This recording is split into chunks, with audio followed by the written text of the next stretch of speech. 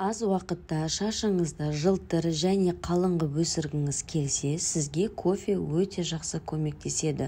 Кофенің құрамындағы кофеин шаштың өсуіне өте тікелей әсерін бере алады.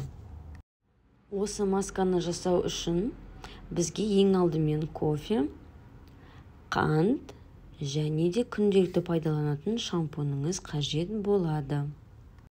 Кофенің арқасында шашыңыз жылтырап қалыңдайды және де шашыңыз краскамен бояғандай бір тонға кішкене қараятын болады. Красканың әсері бар. Осы тәтті қанттың да шашқа берер әсері өте көп. Яғни қантты пайдаланатын болсаңыз, шашыңыздың түбі жиі майланбайтын болады және құрғақ теріден құтыласыз. Яғни шашыңыздағы қайсақтан құтылу мүмкіншілігі бар. Бір қасық кофе мен бір қасық қантты араластырып, кішкене үстінен өзіңіздің күнделікті пайдаланатын шампуньді құйып, маска жасауға болады.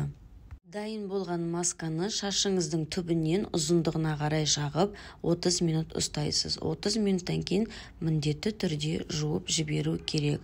Шашыңызға жақсы ем болсын.